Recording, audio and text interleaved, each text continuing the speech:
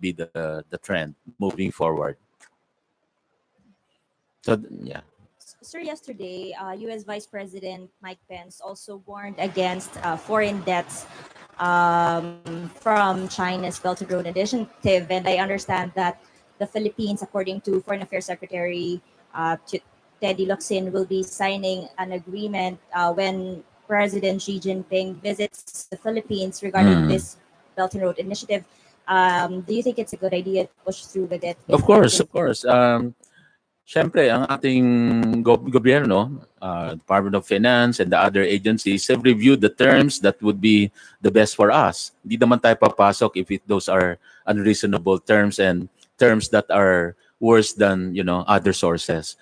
And that based on numbers also, from what I remember, we are not over leveraged. In other words, we can really absorb more debts as long as maganda ang terms. And the report last time of the Department of Finance, ang gaganda nung terms na nakukuha natin. Very concessional. It's like, I think, 30-year or more.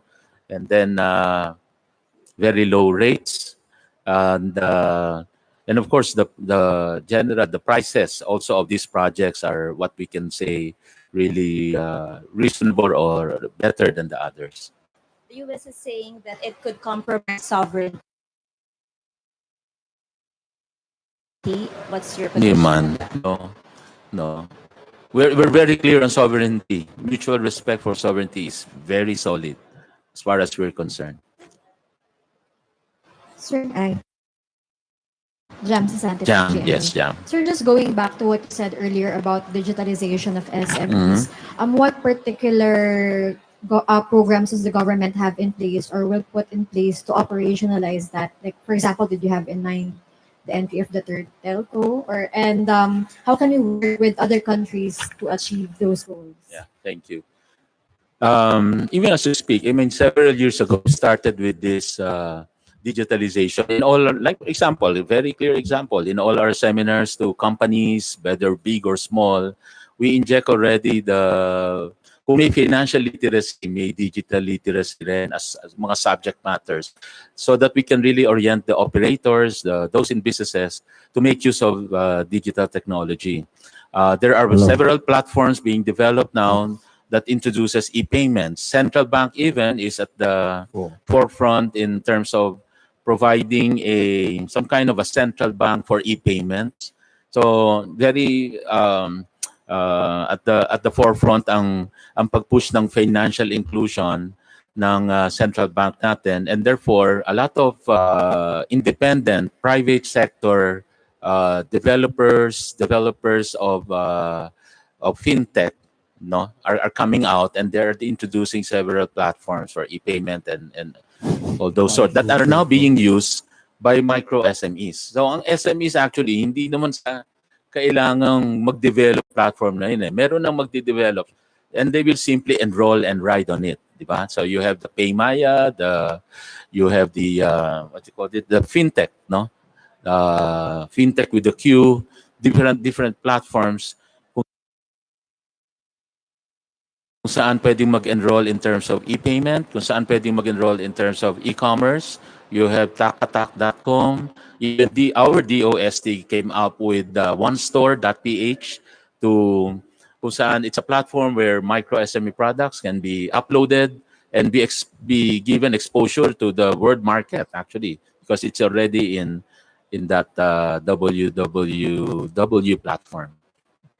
So ongoing po ito, and we just have to strengthen and really make it available to the remote area. So pag nagkaroon na ng internet access yung mga remote areas, this training even can be online training, as you know, di ba? So accessible na yung training, hindi ka na kailangang maggawa ng physical seminar doon.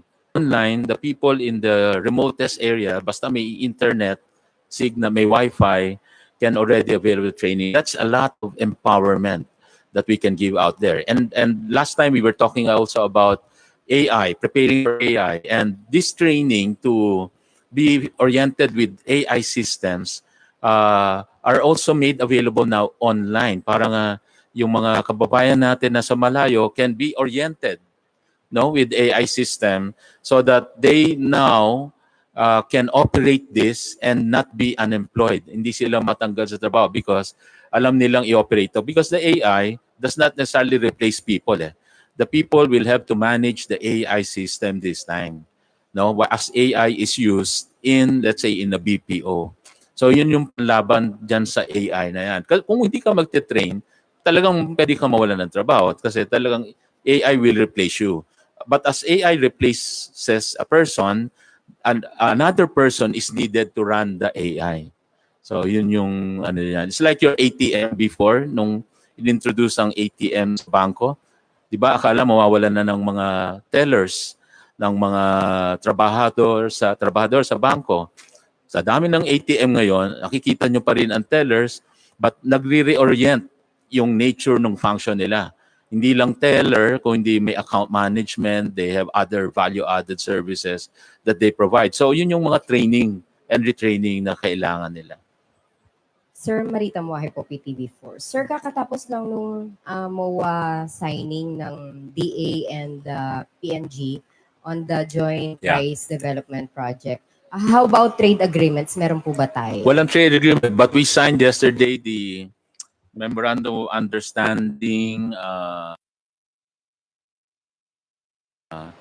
to promote joint economic and trade cooperation. I can give you the details, but usually yan yung first step whenever you want to enhance trade with a country.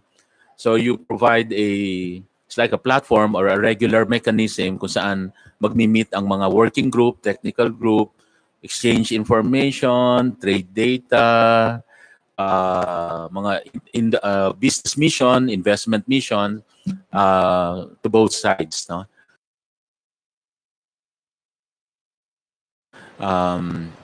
Actually, where we play an active role in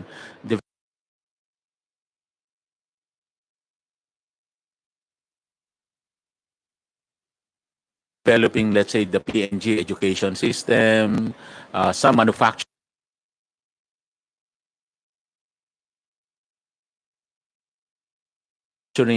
companies are here already, especially tuna processing companies.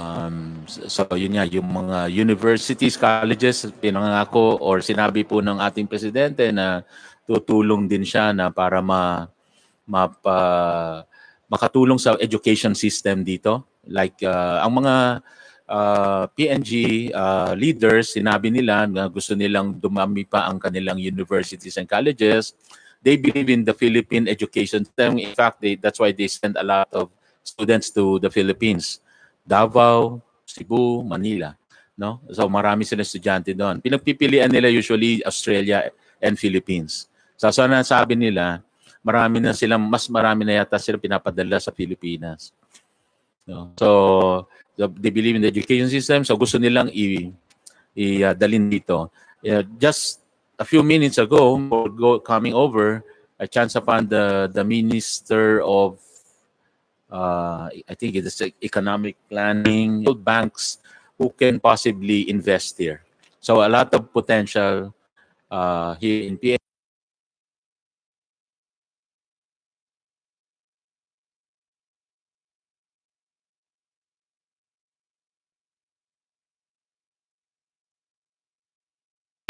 When it comes to all these fields, no,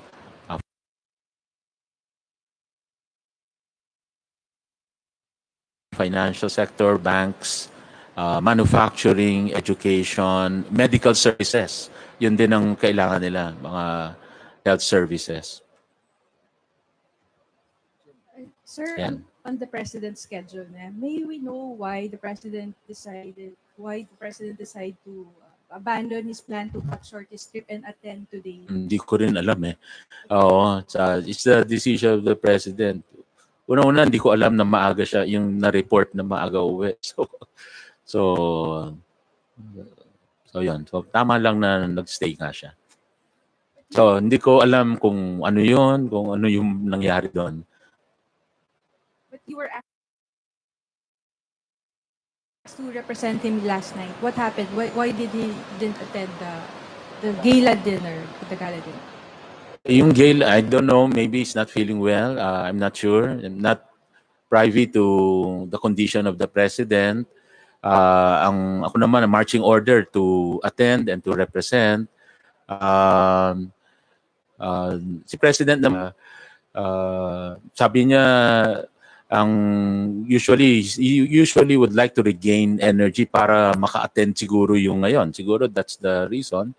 Kaya gusto niya magpahinga para maka-attend. But as you know, minsan sinasabi niya may nararamdaman siya, di ba? Yung sa likod, yung spine and all that. So, we don't know kung ano yung nakaka-apekto sa kanya. So, kaya may decision niya yon kung gusto niya magpahinga muna to nurse his yung pain, ano. But frankly, we don't know. But the more important thing is he's here, you know. He's attending all these meetings. Okay? Thank you. Salamat po. Good afternoon. Sir, sir, last one na lang. Sir, the bedrock, the bedrock principle of the APEC's bedrock principle of multilateralism appears to be increasingly challenged.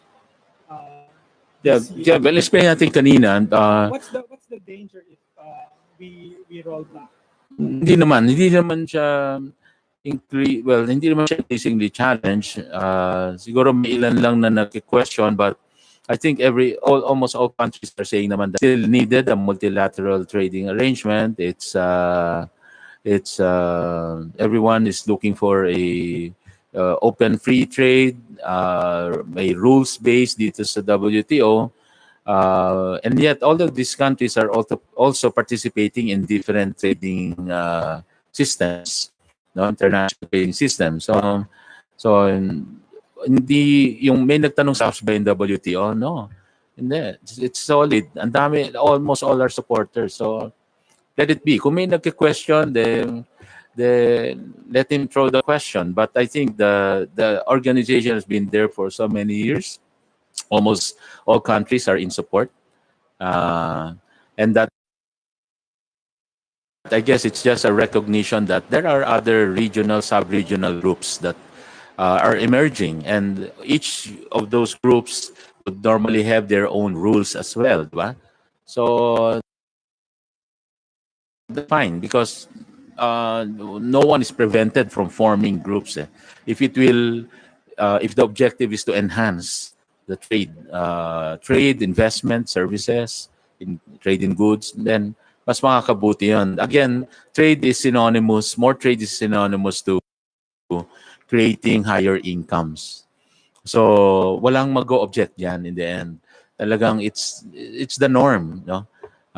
It will create more income. So, and that's the important thing that we should continue.